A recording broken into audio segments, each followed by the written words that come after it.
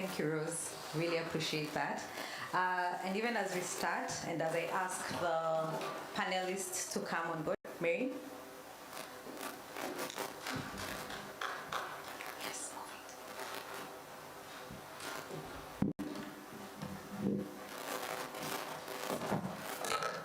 One of the interesting things I like is the last team that has just been told to stand, who are representing her office. We always ask, where are those good bosses who are going to send us to training? So they exist, isn't it? We can't say they don't exist. So even as we get into this panel discussion, what I'll request you to think about is, who else would you have invited for this conference? So next time, nudge that person, push that person who is reporting to you to be in this room so that you grow together, and that way you're preparing your succession plan. Yes. So ladies, first, I must say the first session was just kicked off really, really well. I love the fact that we had a combination of private sector as much as we have the combination of UN representation. But one thing that is very clear, boards are boards, isn't it? And they just never change. So there's an analogy I would want to read just to bring home what we're about to discuss, and then we get into the questions.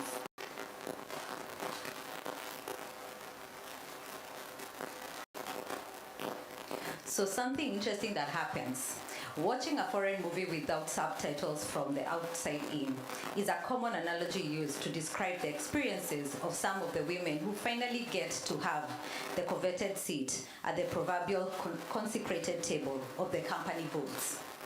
What are some of the lived experience you have had? And I want you to first pause as we think about it. You know those movies, you get in and you have to give it your full and divided attention. That's what tends to happen when you join a board. So I'd want to extend the first question and just to open it up for us. What are some of your lived experience that you have had and you can share with us in regards to simple tactics or strategies that you have had to use to decode the table? And when you're decoding that table, I know you have talked about the opportunities that have gotten in, but just walk us through. Has ever been in a board and don't really want to know, how is it out there when you join? Over to you.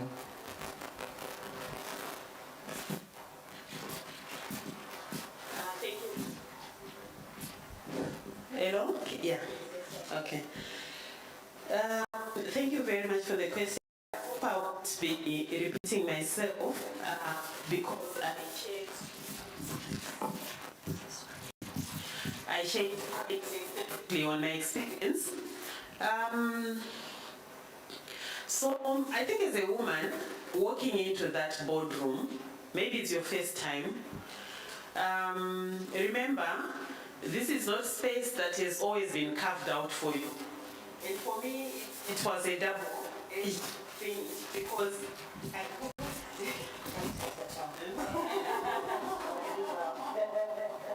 okay. I had the combination of being young and being a woman, and also in international spaces being black, right? So already all those biases, right? Like what does she know? And I could have fallen into that trap of, okay, I'm sitting here with elderly men in powerful suits, you know, power suits, those ones that intimidate you, right? And they've been doing this thing for decades, and they're so knowledgeable, they've written books and books, and the authorities on this issue. But I knew that it was not just me I was representing at that time. My experience was important, my lived experience that I shared today was important, but I was also going to be the voice of so many other women, and also more women to come up would be judged by how I performed, right? So I invested in learning. So whatever that was on the agenda, I invested in preparation. I invested in deepening my knowledge. So many areas that were new to me, for example, health, education, peace and security, governance, elections. They never taught me that in law school. So when they were on the agenda, I made sure that I delved into it, that by the time I sat on that table, I was ready to talk. But it's still not enough, because there is a fear of being an imposter that, my goodness, look at all of them here. And then I'm just sitting here in this village that my sister spoke about, Mary spoke about. So that imposter syndrome doesn't leave you. It just keeps, there's a voice that keeps coming saying, you're out of your league here. But I would tell it, not today, Satan. You know? Not today. I'm here because I deserve to be in this, I've earned this space and I have something to give to this space, right? So, through a lot of coaching, mentoring, a lot that had happened prior to me sitting in those spaces, one of the people had told me, Anna, always get up to speak even when your knees are shaking. So that has always guided me. So I also learned a lot to say, how do I calm myself? I have something to say and it's very valuable. I'm an authority also on these issues, but I have to also be calm as I present, right? So investing in techniques such as how do you communicate? Because remember, if you're fearful for the first time, at least the first few times, your voice will sound shrill, like, and then they'll be like, you see, we told you. So you really have to coach yourself to say, so I went to those coaching, public speaking coaches. They told me, Anna, when you sit up straight, don't hunch over. Sit up straight, command that presence. Also, whatever it is that takes away your confidence, deal with it. If it's about your mannerisms, if it's about, you just deal with it, so that by the time you walk into that space, you're giving it your best and they will listen to you, right? Command that audience, make them hear what you have to say. So I went and they told me, your voice has to come from here, from the stomach. Yeah, because if you know what will happen, you bring down the house with your children. So all of those things matter. And so when I went in there, it wasn't always easy, but I kept working at it. I mentioned also networking, because there's a lot that happens outside of the boardroom. So sometimes it just means you talking to other board members or other people that are shaping that agenda and getting their thoughts as well. So by the time you sit, you own yourself, you own the boardroom, you own the audience, and then and dress powerfully, yeah? Because sometimes they judge you by how you present yourself. If you are going there in your tank top and half, they categorize you already that these are just what do they call us? Affirmative action people, right? Or flower girls. So you really have to deal with each and every one of those biases, right? So dress well, be confident, deal with whatever it is that takes away your peace, be knowledgeable about your subject, network beforehand if you're going to need support with others. Don't just bring your issue there and then it faces a lot of coldness, right? So I've learned a lot sitting in those meetings. I've been sometimes trivialized, and I've used it as an opportunity to teach, right? But there's so much more to share, but in the interest of time, let me stop here. Thank you. So one thing, I like doing quick takeaways as each person just answers. So we first were told she did a lot of learning, and I believe we're all learning. So she said we need to sit upright. I'm seeing people slouched. You never know. Somebody might be looking for a board member as we are here. You need to be prepared. And she said also about getting prepared. So prepare yourself as someone is scouting you. But over to you, Mary. And I like how you spoke from your heart and you said you're the case study. And I would want us to focus on you in terms of you had this great opportunity to start a board. You mentioned about when Equity was now being formed and everything from society, they already had a board which had to be reconstituted all over. When you were now coming up and creating of it, what was running in your mind? Just still focusing on representation of gender and everything, but who did you have in mind? Was it for you to come up with the profiles, or was it that based on your expertise and the knowledge, you had to be guided by a guided structure? Okay, it's a combination. Yes. But by the way, before I forget what Anna has said, when I joined Equity, I used to speak in a very soft voice. And I didn't know, sometimes it's like I was speaking to myself. Until somebody gave me feedback and said, we can barely hear you. We can't hear you, our CS. And you know, when the chairman tells you that, it's not a good thing. So I think that thing about literally being heard is very important, because I think we talk about commanding the room, taking command of the room when you get that opportunity from the chair or whoever is chairing the meeting.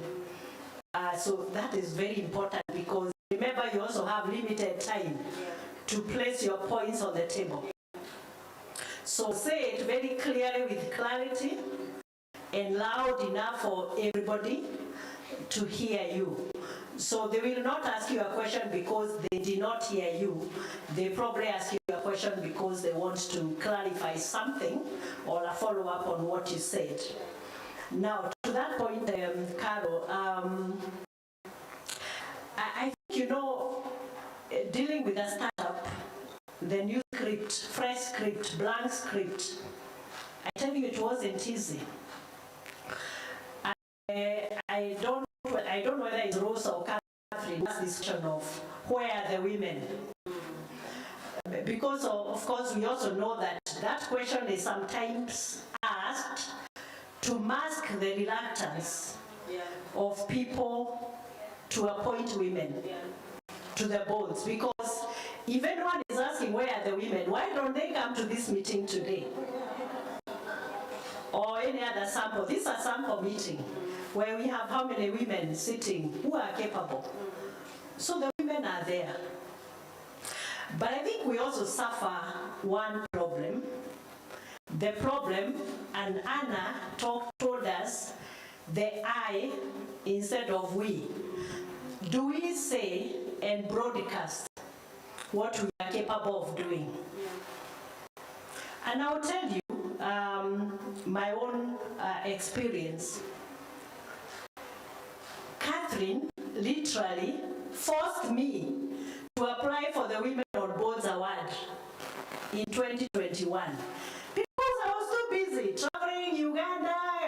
I'm telling her, Catherine, I have no time even to do that questionnaire because it's quite a long one to showcase my experience. But she told me, Mary, this one, if I have to do it for you, I'll do it for you. But you have to, I have your CV. You remember, that's what she told me. So she literally forced me to apply.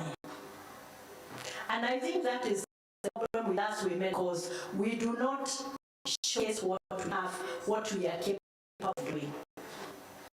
So we got the women, and I can tell you, if you speak to only 2 or 3 people, not necessarily women, even men, tell Calvin here, I need 2 good women, capable, competent, who have these skills. Can you refer me? Calvin will give you 5 CVs or more. And Kirota will do the same. Catherine will give you the same. So the only thing is people don't ask for them. And sometimes the women that are recommended are very silent.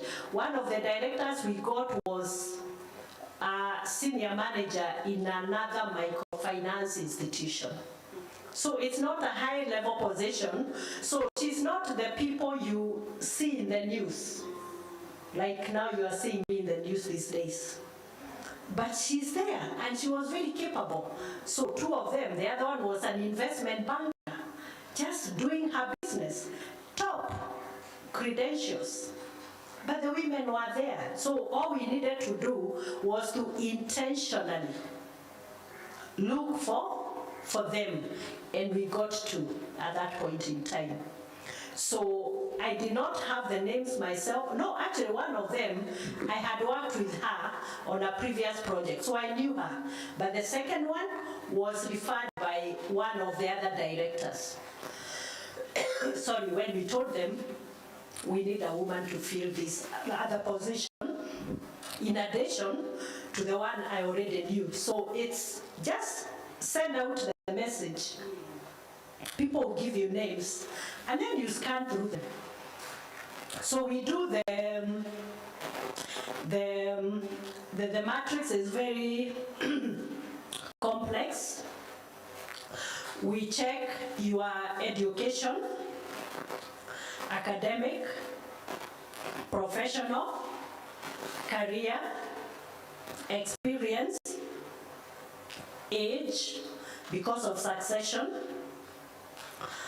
and then we check your social media.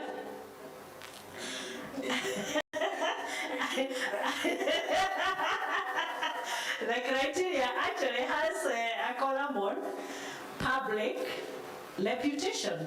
And we always say these days the internet does not forget. So that comment when you made when you are Gen Z, if you are no longer a Gen Z, will appear. Oh, this stands, Kirote, from the media reports, stands for gender equality, diversity, or she's a top voice in finance or mentorship, or she's a top engineer.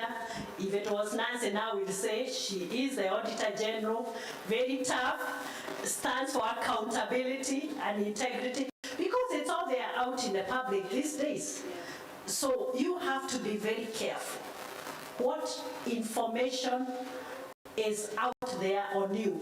And I'm not saying, because sometimes there are rumors, and that is actually probably 90% of the media these days. But we will know what is true and what is not true, because there's a check. But then also, we do now the very one-on-one checks. If you sat on a certain board, we'll probably talk to either the people who worked with you, or the MD who worked with you, or the chair who worked with you, or the other directors, and ask, we are thinking of picking so and so. Would you recommend them to a board? Because all these things are important. Your reputation is your single most important asset as an aspiring or as a director right now. Thank you. I love how, and Mary, you have just combined a really simplified way of how somebody gets profiled as they join the board. And as we move on, I would want you have just run it well. And Caroline Karaoke, I would want us to just, Carol Karaoke, I want us to focus on something different, still within the board.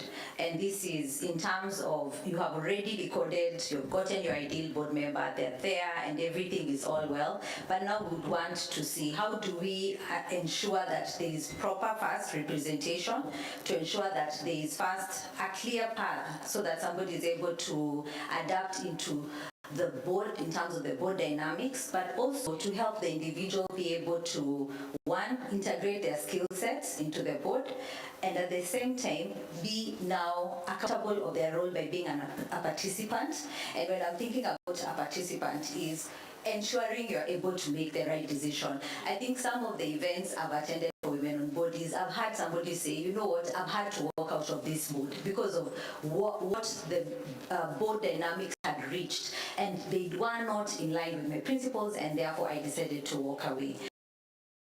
So over to you, Carol. Thank you very much. So I think I'll take a step back before coming into the question you asked, and just say that first and foremost, just hearing what Anna and Mary have to say, I must say that my story has been slightly different, and mine has in fact been a story of speaking up. And even when I got the call to be on this panel, I know Rita is outside, I think. I called Rita back and I said, Rita, I think you have the wrong Carol karaoke. I'm sure you all know that there are very many highly profiled Carol karaokes, and I am not they. So I called Rita and I said, Rita, we keep getting these mixed identity calls. I'm sure you have the wrong Carol karaoke.